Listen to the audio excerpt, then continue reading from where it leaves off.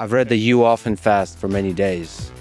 Can you explain why you fast and where does your mind go when you fast? Our Supreme Court once gave a brilliant interpretation of Hinduism. They have stated that Hinduism is not about rituals or methods of worship. प्रधानमंत्री नरेंद्र मोदी ने हाल ही में America के podcaster Lex Fridman के साथ लगभग 3 घंटे का विस्तृत पॉडकास्ट इंटरव्यू किया। इस साक्षात्कार में पीएम मोदी ने कई महत्वपूर्ण विषयों पर चर्चा की, तो वहीं इस दौरान फ्रीडमैन ने एक दिलचस्प खुलासा भी किया।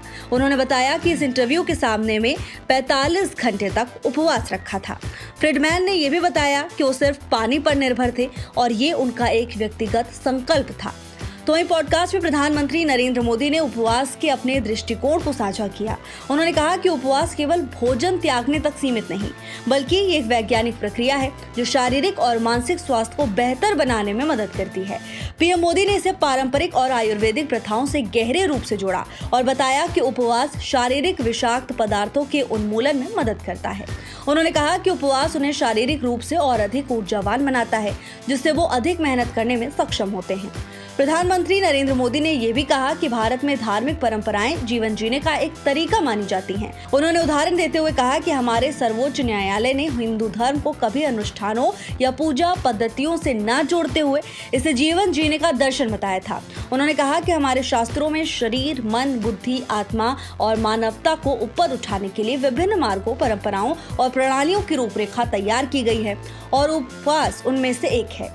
हालांकि उन्होंने ये भी स्पष्ट किया कि उपवास केवल एक पहलू है जो भारत में इसे एक अनुशासन विकसित करने के तरीके के रूप में देखा जाता है, चाहे वो सांस्कृतिक रूप से हो या दार्शनिक रूप से। So I should also say I'm fasting right now. It's been almost 2 days, 45 hours. So just water, no food. In honor of this conversation, just to get in the right mindset, get into the spiritual level. I've read that you often fast for many days. Can you explain why you fast and where does your mind go when you fast? First of all, I'm truly pleasantly surprised and honored that you're fasting.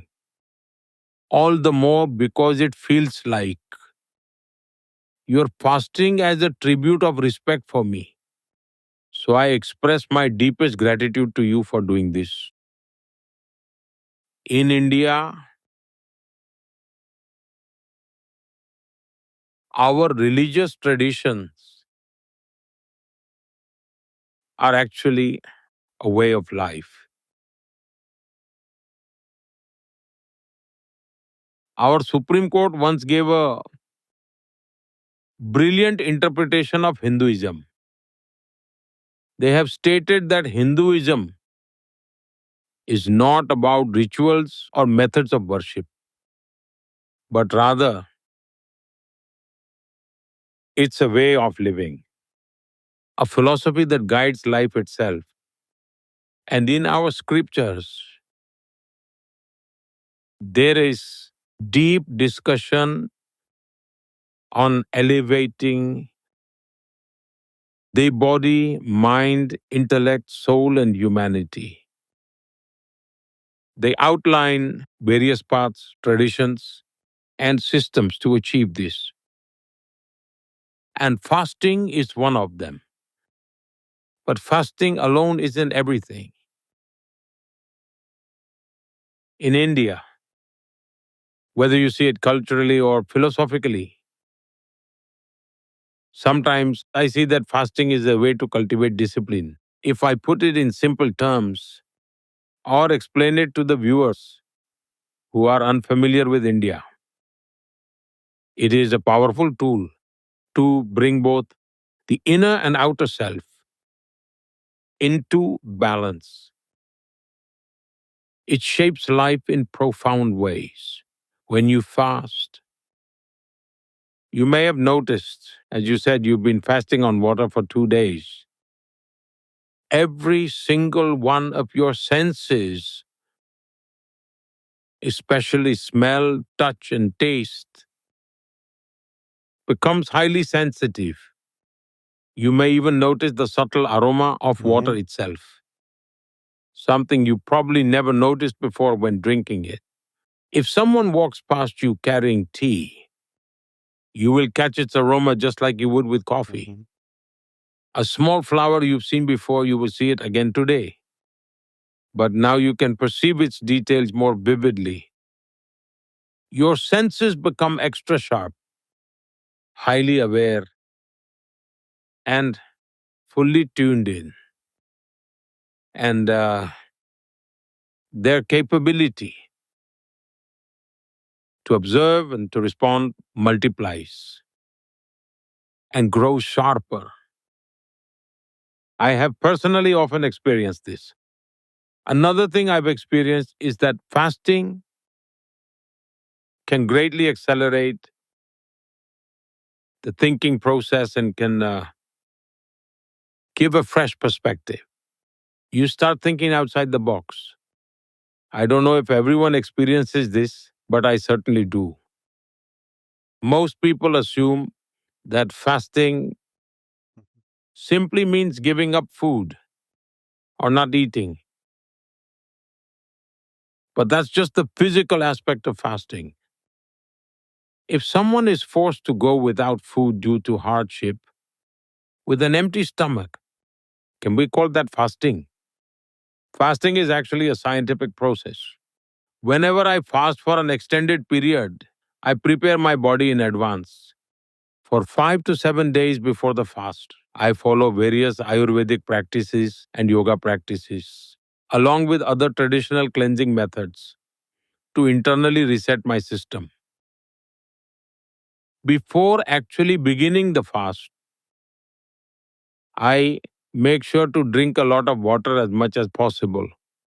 So you could say that this detoxification process helps prepare my body in the best possible way. And once I begin fasting, for me it's an act of devotion.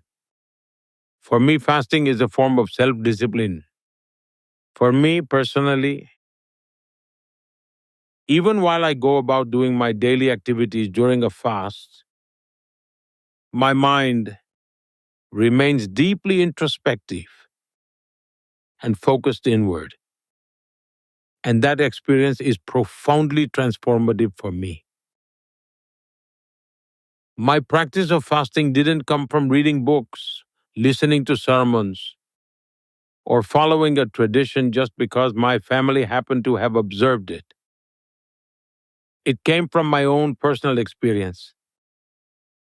During my school days, there was a movement inspired by Mahatma Gandhi's vision,